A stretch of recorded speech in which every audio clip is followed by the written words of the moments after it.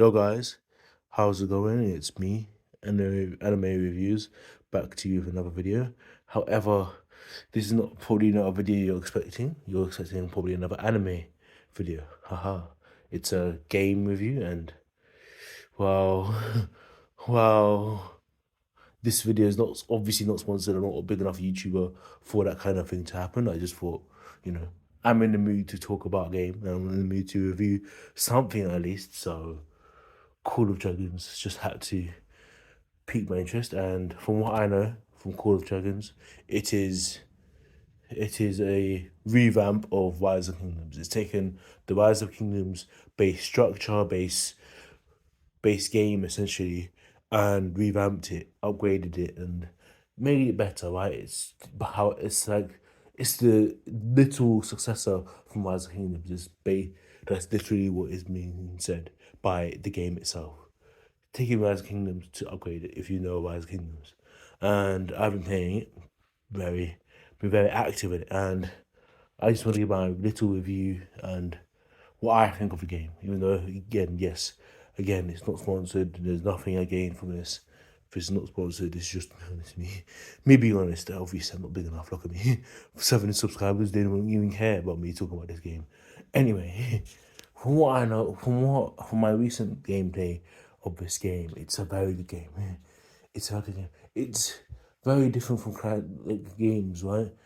The alliance feature of this game. Let me start with the alliance feature of this game. The alliance feature game feels much more close knit than necessarily other games.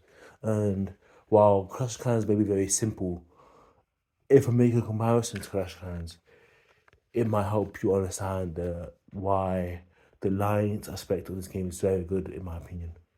So, for example, for Clash of Clans, the clan aspect, the clan aspect, while it prides itself as being Clash of Clans, clans is supposed to be this big part of it, and wow, it's trying it with the new raid system from back the new raid system on like raid what's it called the new clan the new clan kind of thing, what's it called the clan castle, not clan castle, the whole clan village, right? They're doing the whole clan village. You understand what I'm trying to say, right? I hope you do. If you play Clash of Clans, right? It's trying to start doing it. The whole alliance, the whole clan kind of business doesn't feel as close knit as it does for Call of Dragons.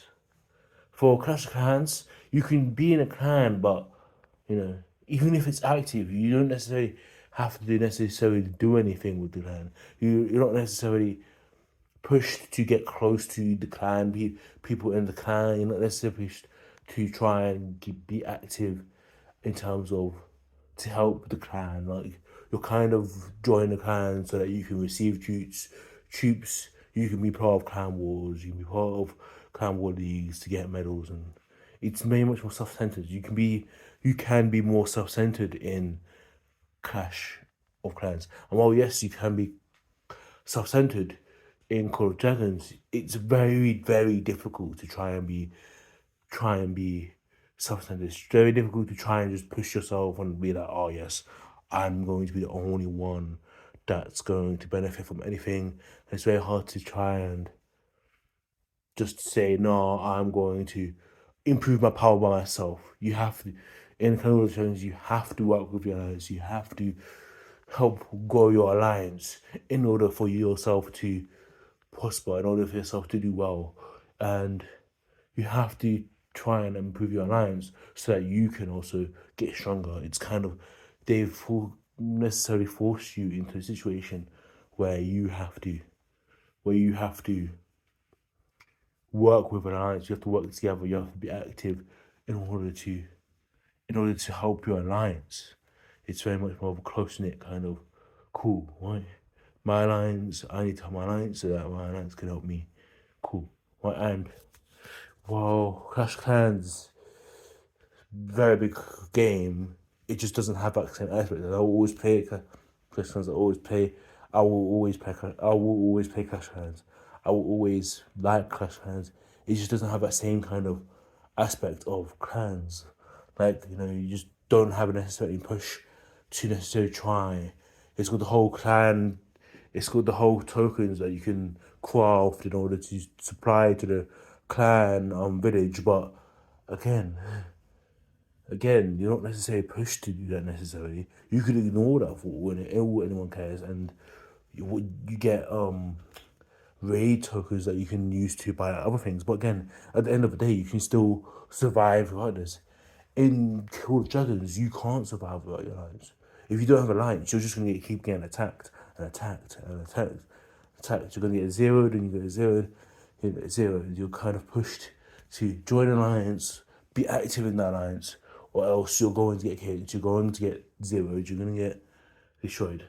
You know, another good off the alliance aspect. Another good aspect is the overall structure of the game, right? And right, you may think, oh, when looking at the game, that it's all play to win, right? Pay to win. It's all pay to win. That you can't be free to play, low spend, or whatever to play the game. I haven't spent that much money on the game, and I've only, anything. Haven't spent that much money on the game, right? Haven't spent money really. In this game, I've tried to avoid spending money on the game because again, it's not a necessary game, but I necessarily will be too active on. I potentially may not be too active on it more because of university and stuff like that. But again, it has been an interest for now, and I want to see how far my interest will continue to be stayed on this game.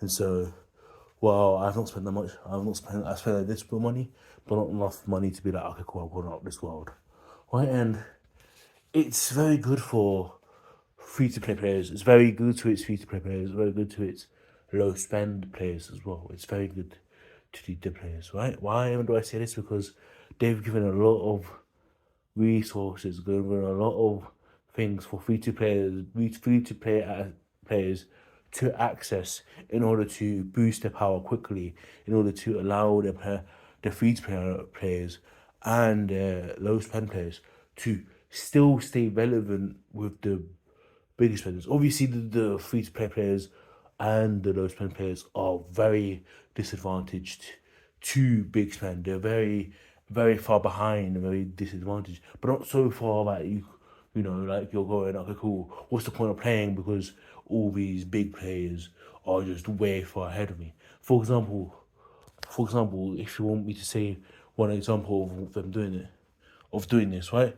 Each season, there's a season-based system in Call of Dragons, where each season you get to a certain point.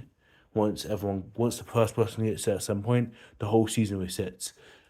For example, in this first season, we're fighting to be the first alliance with a dragon, which is a behemoth, and the first person to align themselves with this dragon will then cause for the whole season to be reset. And in this reset, everyone's heroes gets reset back to level 1, which is very big for this kind of thing, because every single hero, including people with big spend, every single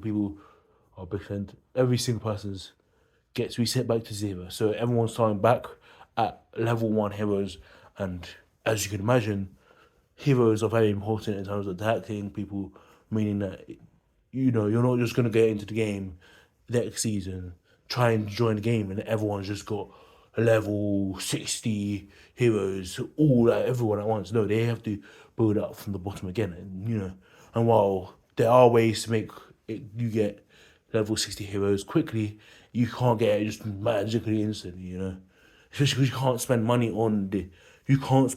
on upgrading heroes. It's a free to play.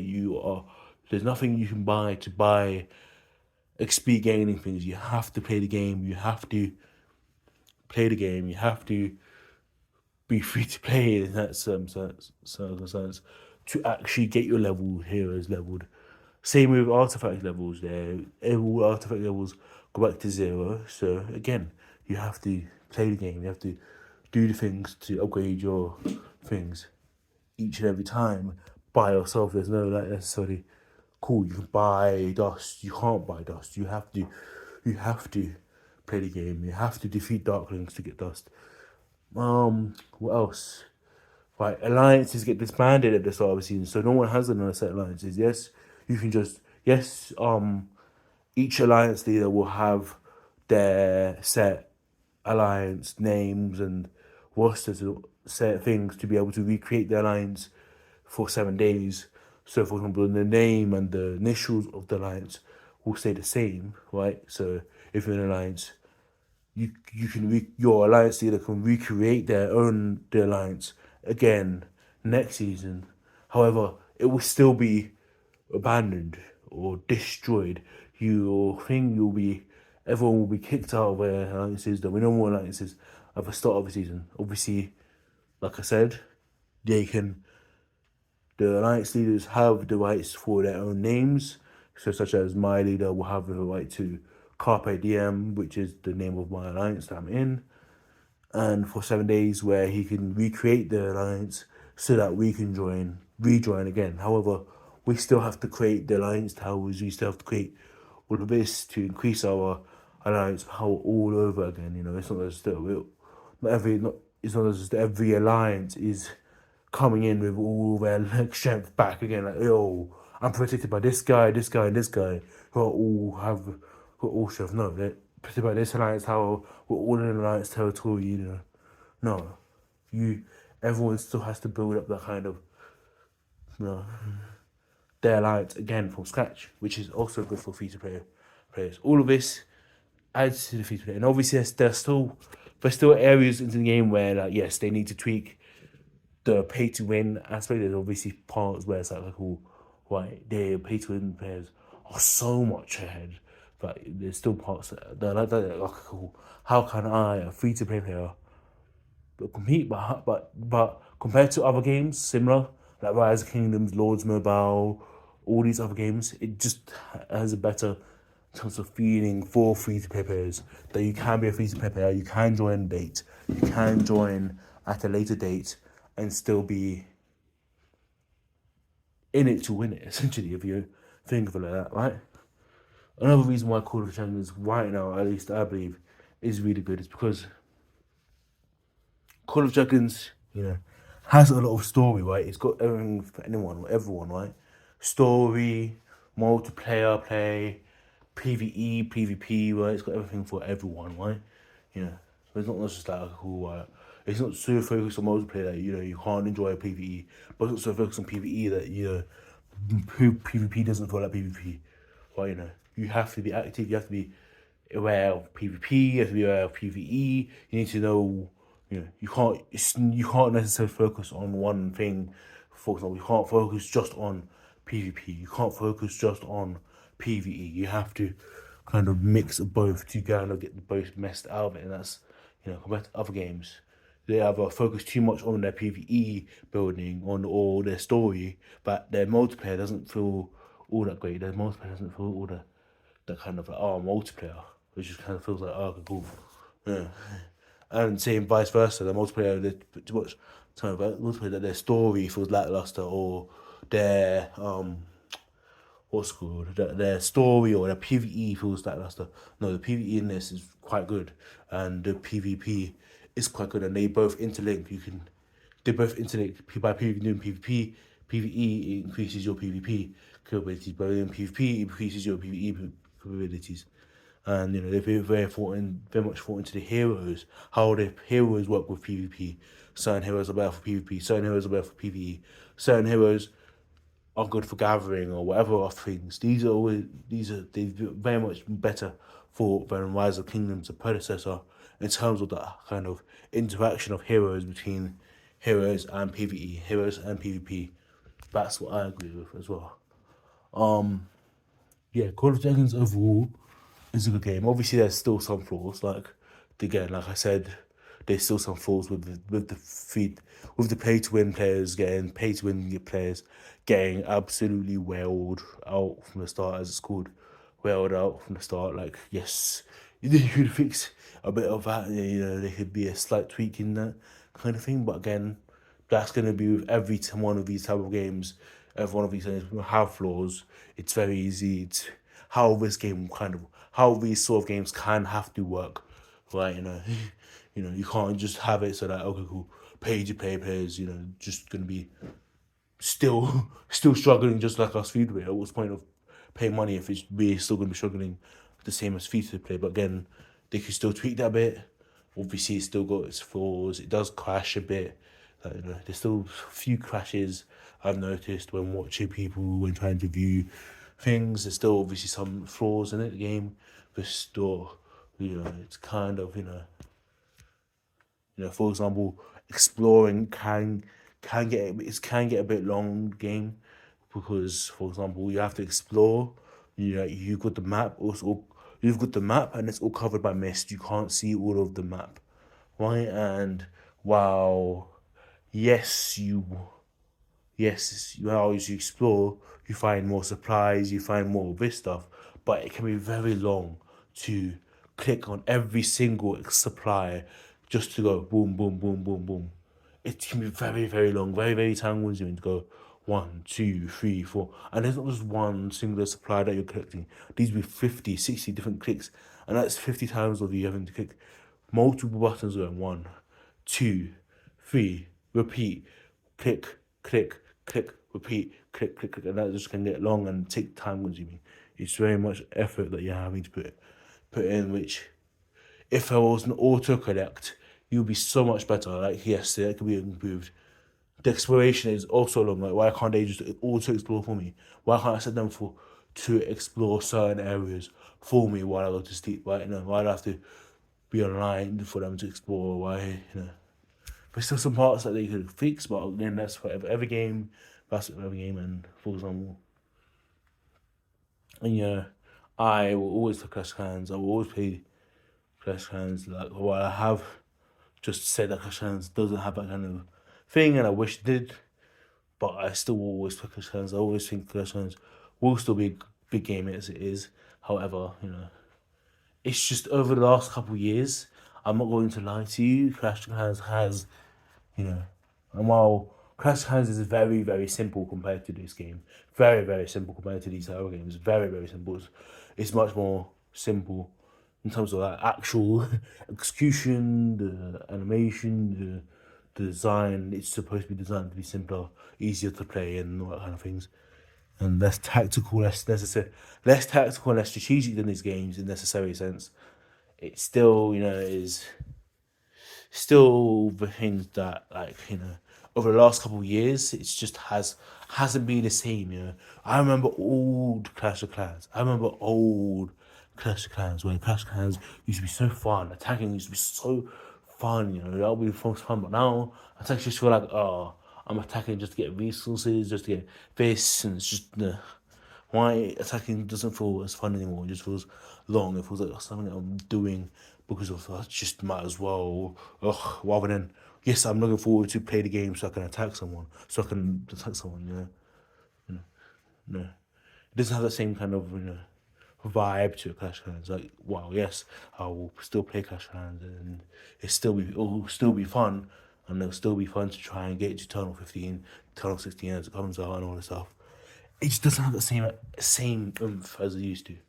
Anyway, that's my rant done for Clash Clans and my praise of Call of Dragons. Over. If you like the video, please like and subscribe, whatever. Right, anyway, and peace.